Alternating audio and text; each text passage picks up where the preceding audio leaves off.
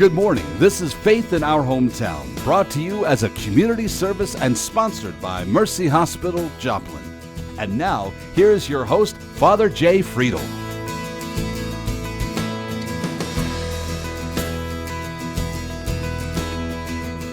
Welcome back, everybody, for another Sunday of Faith in Our Hometown, our weekly discussion about things that matter to us as people here in the greater Joplin area and as people of faith, I also think, too. And we're going to talk in the second half of today's show a little bit about how this impacts us, I think, as people of faith. But as I promised last week, Dan Pekarek is back with us again for this week, and we're going to continue some of our conversation. I've teasingly said to Dan, who's our public health director, you probably have not let anybody just let you talk as long as you wanted to about some of these things because everybody's trying to get you to a quick soundbite. So at any rate, we're hoping we're giving him enough chance to say what he needs to say and to help all of us as the public health director to stay safe and to stay well as much as we're going to be able to during this time. So we're going to be right back after a Mercy Minute. So grab your cup of coffee, settle in, and we're going to go for the second half of our coronavirus update. So we'll be right back. Last year, my sister was diagnosed with ovarian stage 3C cancer in her early 40s. As a mother of two beautiful children, I didn't think twice about undergoing genetic testing here at Mercy. Even though I have grandparents and an uncle battle cancer, seeing a genetic counselor wasn't something that ever crossed my mind until my sister's results showed that she was BRCA2 positive. We've come a long way, especially in about the last 5 years. Genetic testing can pinpoint the cancers that you are at highest risk for in order to detect them earlier or, if possible, prevent them. My genetic counselor at Mercy, Robin, took note of my family health history and answered all of my questions. She even suggested my brother get tested. Robin said if he tested positive, he may be more likely to be diagnosed with pancreatic cancer, and that is what I lost my uncle to. There are many other types of cancer that are also possibly hereditary, such as colorectal cancers, pancreatic cancers. I honestly was prepared to hear that I was positive, but indeed I was negative. And what a huge relief that was, not only to me, but to my family, to know I wasn't at a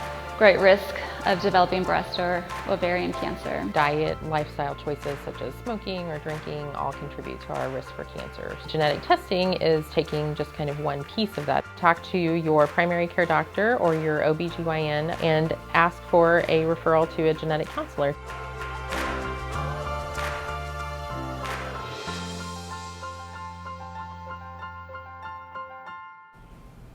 Well, again, welcome back. My guest this morning, Dan Pekarek, our City Health Director. So Dan, thank you for giving us this extra time to get a little bit more in depth into some of these things than we typically get a chance to do. But we're grateful for you spending some time with us to kind of reassure everybody, but at the same time making sure that we're taking care of each other the way that we should. Last week we talked a little bit about what will happen when we open things back up, and we're 1 week closer to that this week, in terms of getting things opened. But talk about the role of the city health director in terms of, your, again, without a crystal ball, but in helping us all stay safe. And what is it, what is it that you do during this time, and what is it that you're trying to make sure happens and doesn't happen in this public sphere for us, and especially in the Joplin? Okay. Well, as we start to move into this opening up phase, as you said, that's going to potentially put individuals in more of a risk of contracting the virus, just being exposed to it, because people are going to be out and about more. They're going to be around each other just a bit more than they were before. So there's, theoretically, there is going to be that chance there's going to be exposures again.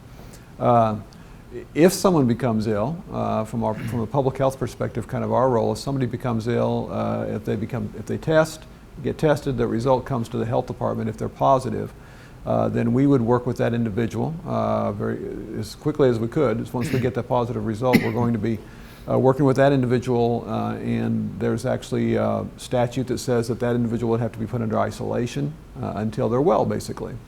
And so we would be watching them on a daily basis, talking to them every day, a couple of times a day, to make sure that their symptoms are, if their symptoms are advancing, if their symptoms are being fine. Because the thing about a virus like this, it's not like a bacterial infection where you can have antibiotics and make it go away. I mean, basically you treat the symptoms. So in most cases in this illness, the symptoms are not that strong and they're fairly mild. So your physician's probably going to tell you if you test positive to stay home and just treat the symptoms. You know, drink plenty of fluids, get plenty of rest. If it doesn't advance to the more serious symptoms, you know, where you're having labored breathing or something like that, you're probably going to be advised to stay home until you're well. And so that's where again the kind of the public health department part of our role comes in, is we would be talking to you about hey, you need to stay at home and this is the kind of things you need to do. You can't have other people around, shouldn't have visitors to the home where you might have somebody else exposed. If you're in a home with other individuals, we're going to ask you to be isolated in a separate room of the house and everybody else stays in the other end of the house. That kind of a thing, as best we can. We're going to try to isolate you from everybody else in the home. And then we're just going to watch you until you get well. Essentially, we're going to watch you until you have at least 3 days without fever, without something like Tylenol or something that might be a fever-reducing medicine. And your other symptoms have basically improved, and finally that it's been at least 7 days since the onset of your symptoms. So we're going to essentially watch you while you're isolated and then home until you're well, until your symptoms are essentially abated and you can go ahead and go back out into the community. We would also be concerned about individuals that you would have been around. So as we interview you that first time, we're going to ask you lots of questions about who you've been around, where you've been, you know, were you close enough, where you were within 6 feet of somebody for you know, a longer period of time, maybe at work or you know, sharing a meal together someplace. We're going to be most concerned about individuals who spend that you're close together in a close personal contact for an extended period of time, and sometimes also the environmental factors would affect it. You know, is it a close, small room, or is it a very large, open room with lots of circulation, or were you outside where there was wind? So we're going to interview you about those kinds of individuals that might have been. And you're not just being nosy, but you're trying to figure out how this thing spreads from one spot to another. It's basically an investigation. We're going to interview you to try to identify those individuals that may have been exposed sufficiently to have contracted the illness from you. And then once we identify those individuals, then we would be putting those individuals under quarantine and asking those individuals, okay, now you need to stay put for 14 days, which is the incubation period of this illness. So if you were, you know, the boyfriend or the girlfriend of the individual that got sick, and you had close personal contact, you lived in the same household, those kinds of close situations, we would be asking you to stay home for 14 days, so that, and we would watch you to make sure that you don't develop the illness. If you do, then you would be isolated again. So it's all about trying to keep the exposure from the index case. You want to try to keep the exposure to less than 1, what we call a factor of 1, so that eventually, if you can do that, successfully do that on multiple cases, you're going to eventually stop the advance of the disease in the community. If right now, if you have individuals that are, if each individual exposes, say, 3 or 4 individuals, the illness is going to be moving very quickly through a community. And those 3 or 4 individuals become ill from that index case. If we can get that down to 1 or less, then you basically, the illness just finally stops in its tracks and you don't have any exposure thereafter. Yeah. And again, so this is, you know, people don't think about, you know, what else the health department does other than issue, you know, warnings or do those kinds of things. And so this is that's your role as you're trying to stop the disease in its tracks for, you know, the better health of the area. Cool. You know, and again, I guess I never stopped to, I mean, you know, I mean, I knew theoretically, I guess, that some of that happened, but I mean, you know, it's just like, what does the health department do anyway? I mean, besides those kinds of things. And in this way, we're getting a little bit of a snapshot of how that happens. Let's talk a little bit about testing, because, you know, you hear all the different, I mean, you know, I've heard more things about, oh, if we tested more, or if we had more, you know, more tests, or what are we going to do? So where do we land on this whole testing thing? What do we need to be pushing for if we can? Right. Well, that's been one of the challenges with this whole pandemic, is that testing has not been as readily available as we would like it to be.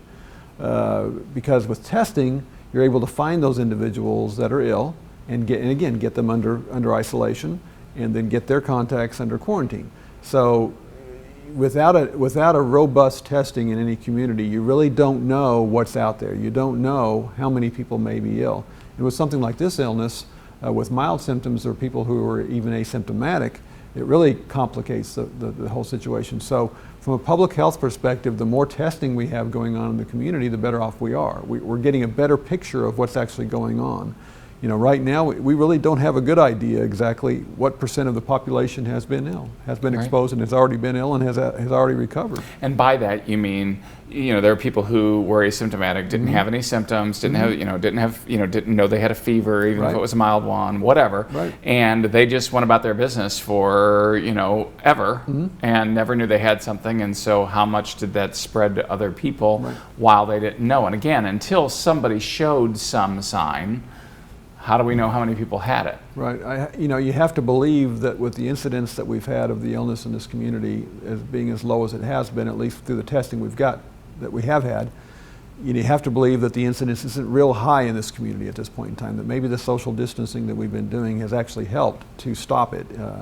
You know, when you look at the what we call the epidemiological curves for an illness, you know, you see the very beginning of the case and you see a rapid progression of cases and a very spike, and then you see eventually it coming down. And usually when you have something like this, a novel virus that the body doesn't know, when it starts coming down, usually that's because social distancing has been in place. You've blunted that ability of that virus to keep moving through a community. So. Testing is a very important component of that, and we're making advances with that nationwide and in this community as well. More testing is going to be available in the very near future, and we think that will help us to identify those cases that we need to try to get them to stay home until they're well, and hopefully continue to slow this down. Because again, in the absence of a vaccine, that's really the best thing that we have is social distancing and just really good sanitation, washing your hands, good cough etiquette, sanitizing surfaces that you touch frequently, those kinds of things.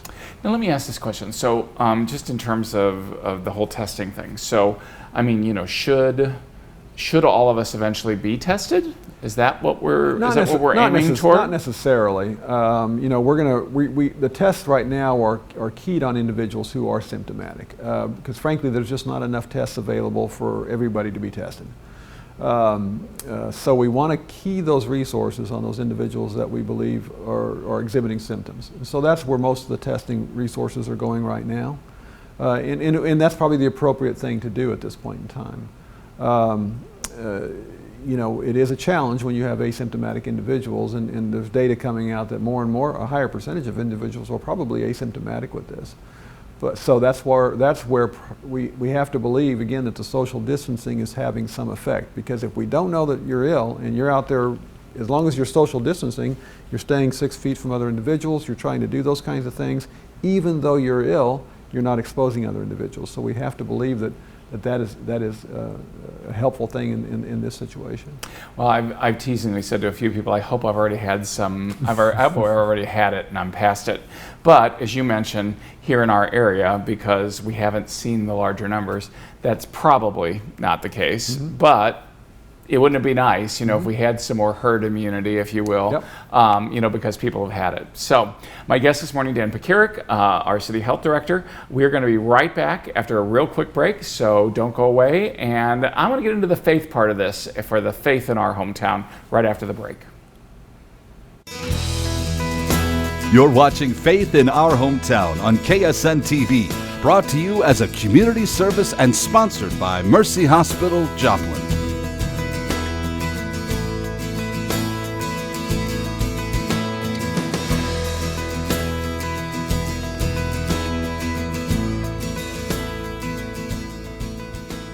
So again, we've talked a lot about in the last show and a half. Dan, you've kind of caught us up to date and talked to us about the medical part of things. I'd like to talk a little bit about the faith part of things here, because I hear all kinds of things. Of course, I get all kinds of things fed to me by different groups that are not necessarily, where we stand on the whole thing. And so I know there's a wide variety of approaches to this whole thing. What's your reaction as the health director to faith people saying, well, we should still be having church. If we had faith, God's going to save us from this virus. Now, you're a man of faith, and I know that. But what's your response to that? Because I have a very strong one, but I'm going to ask you yours first before I pontificate. Well, I guess I look at it from the standpoint that even though we have strong faith, we still have a responsibility, and we have a responsibility to do the right thing, to use the knowledge that we have to make the right decisions. And I guess that's the way I look at it. If we have the knowledge that being in a crowded environment with, especially somebody who's at risk, somebody who's old or immune compromised in some fashion, and just the fact that they would be in a crowded condition like that increases the likelihood that they may well get exposed to the illness, and then they may well have serious conditions. So I think I look at it from a personal standpoint. If I have the knowledge that says that I can keep that from happening by keeping those individuals or having those individuals be aware that they need to stay, hey, let's stay a little bit longer in the home, do the virtual church services or other types of services. I guess that's the way I look at it. And you use the knowledge that we have to make good decisions. You can still be a faithful person, but using the knowledge that you have to make those good decisions. Yeah, and I get frankly a little more frustrated because from my end I see the push, and I know there are my other Catholic priests out there, my wicked stepbrothers, that are just chomping at the bit because they can't get to their people, and they've got folks who are sick and they haven't been able to see them, and I understand, and I'm very sympathetic, in terms of knowing that this is hard. But there's another part of me that says, but we've got to take care of each other. And by my suddenly loading 300 people into church next week, that's not going to be a wise way of taking care of each other. We got to figure out how to do this on more of a scaled situation where maybe we can have families, but they'd have to be scattered about in church, and maybe we are going to have to do a lottery or something where A through C is going to come this week, and those things, and then give everything that chance during the week to settle down again by not having anybody else in there, and we'll wipe everything down once. But again, once people are in there, we can't keep anybody safe. Once we open the doors, there's a chance. And again, how do we care for each other? And I just think we need to stay patient for the common good. That's kind of where I keep landing. When everybody says, well, faith's going to keep us protected. Well, not necessarily from a virus. Nowhere have I seen that a virus, can differentiate whether or not you're going to get, whether or not you've got faith. I mean, a virus doesn't pay any attention to that. A virus just affects whatever, system that comes into contact with. And I don't think it's an act of faith to in my opinion, to kind of challenge God. It's kind of like putting God on and saying, well, I've got faith now, what are you going to do? Now you can't let me get this. Well, I don't know. I just think God would be saying, why aren't you using the science? Why aren't you using all the things you know? Why aren't you listening to your doctors and your scientists and your virologists and all those things? And if we have to sit tight for a little while, let's sit tight. I mean, this is certainly not the first or the last time we've had to do this in the history of the world. And I think people, they get impatient, and I understand that. I'm kind of public enemy number one right now. Nobody wants to hear me talk about this anymore. They don't want me to say that they need to be sheltering in place. And I think we need to hear you talk, and I think we need to give you the time to talk sometimes, because unfortunately, so I wouldn't say public enemy number one. You may be annoying to people, but I wouldn't make you public enemy number one. Actually, you would be public friend number one, as far as I'm concerned, in terms of public health. All right, but yeah, nobody likes to hear necessarily what you want to say, because we don't always like doing what's the best advice. And we will get through this. I mean, that's the thing about it. The virus will run its course eventually at some point in time. I'm confident that we will have a vaccine eventually that will hopefully prevent this from making another circulation, in the future. So we will get through it. We've gotten through these kind of things in the past, and we'll get through this again now. We just have to be a bit, like you said, be a bit more patient, a little bit longer. we need. I understand. We certainly need to open things up. We need to get back out there and do. People have to work. Things have to happen. Sure. But we just have to be cautious and careful while we do that, and use good sense and good reason when we're getting back out and opening things back up. One of the other questions that I think sometimes I get is, are we going to have to worry about COVID-20 or COVID-22 if right now on COVID-19? What is that? What's all that going to mean? Well, this is just one of several coronavirus that are out there. This one, unfortunately, is a novel virus. It's one that our bodies do not know, did not recognize. And once it's around long enough, in theory, we should develop, individuals that are exposed should develop antibodies to it, should develop some immunity to it. We don't know right now how well that immunity will last. We don't know how long it will last. But in theory, a percentage of the globe will, after this moves around, will have natural immunity to this with any luck at all. And so that'll be to our benefit, and hopefully the next time it comes around, a smaller percentage of us will become ill because some of us have already been exposed. Again, hopefully by that time we have a vaccine that's available, at least for the most at-risk individuals, to protect those individuals. Because again, a large percentage of us will probably be able to fight it off just fine if there's not enough vaccine for those individuals and there's only enough vaccine for the most at risk. We've been in that situation just in my career in the past, where we've had shortages of flu vaccine, and we had to ration flu vaccine just for those individuals that were most at risk. So we've been down that path before, and we know how to do that. That could be the way it is early on when they get a vaccine available for this, because it takes a long time to manufacture large amounts of vaccine. So I can't sit here again I don't have a crystal ball to tell you that we won't experience this coronavirus again. I suspect we will. I don't think it's just going to go away. I think it'll probably reemerge in the fall. Most experts think that it will. At what level, we just don't know. And hopefully we're a bit better prepared for it then than we were in the spring. And I mean, I do also think that, certainly from what I've read, there are going to be hot spots that emerge. Mm-hmm. I mean, you get this in a school, and right. You're naturally going to have a bunch of kids wind up with it. Right.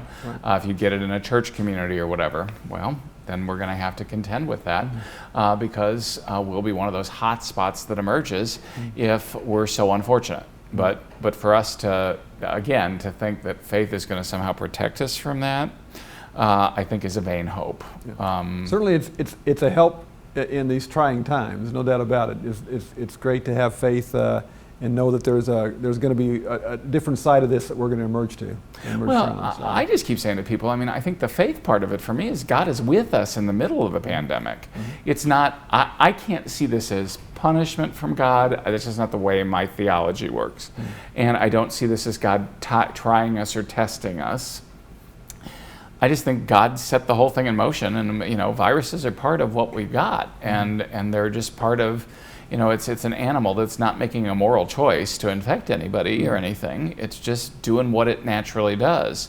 Don't like it, wish I could get around it, wish I could, kind of in some ways, make myself immune to it and everybody else immune to it, but that's just not where we are in this particular cycle of how this happens. And we've seen this again in our history as a people, that every once in a while one of those things comes along that we're not able to do anything about, and we wind up with a major hit to humanity. Mm-hmm. And this is the first one of those in a long time. Right. It's been, like I said, 1918 since the last time that we saw a true global pandemic like this that was impacting a significant portion of the population. And we're still a long way. We're just a short time into this. Right. We've only been doing this now since February, and so we're just a short time into this, and we've got a ways to go. Yeah. And that's one of the reasons why I've done the first two shows since we've been back on this particular issue, because I really just I think there are a lot of people out there who very smartly stopped watching to some degree all of the notifications about it, because I think it was weighing on people. Mm-hmm. Not knowing what to expect, not knowing what to do. There was a lot of anxiety out there, and I think that some people were rightfully saying, well, let's mitigate some of that by maybe not watching every update Right. that comes along, not Right. watching every news briefing, et cetera, et cetera.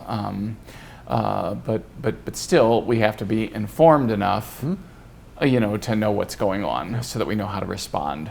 Yep. Both as citizens of our community and citizens of the world right now, but also I think as people of faith. I just think we still need to remember the common good and care for each other. Because even if it may not be bad for me, it may be bad for me to be around somebody else, which I think is a difficult thing. Again, my guest this morning, Dan Pekarek, who's been with us from the City Health Department.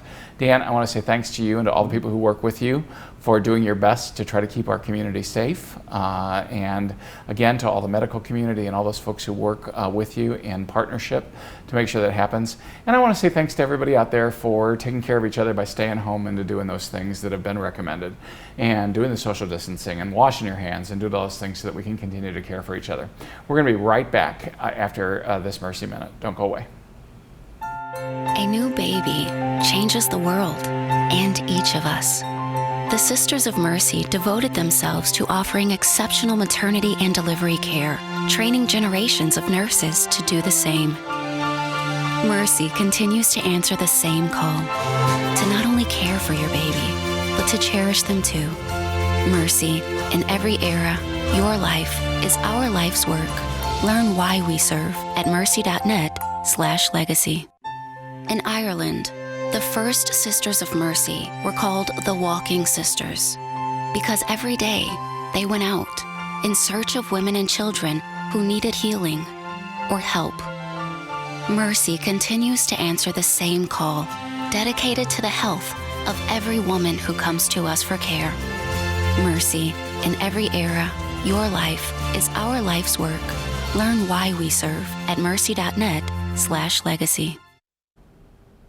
I got to tell you, I love those commercials. I love those Mercy Minutes because, again, to me, that gets to the heart of what we're supposed to do in terms of caring about each other. And again, that was the legacy of the Sisters of Mercy, and we're blessed to have that also here in our community and our sponsors for this show. Kudos also to Freeman and all the other health people that are out there as well. But Mercy, of course, is near and dear to my heart because it's part of who we are. That's what we really need to focus on, is how do we care for each other? How do we care for each other in the midst of a pandemic? How do we care for each other in the common good? How do we take care of each other? And how do we do that in such a way that we can continue to remember that God's with us even in the middle of a mess? Because that's what we've got on our hands, and that's what we have to contend with. This is our time, this is our place, this is what we're dealing with. And whether we want to or not, it's what we got. So let's continue to pray for each other and hold each other strong. Let's continue to be the people that we are, having faith here in our hometown. Thanks for watching. Faith in Our Hometown can be seen Sunday mornings at 6:30 and 9 a.m. on KSN. Brought to you as a community service and sponsored by Mercy Hospital, Joplin.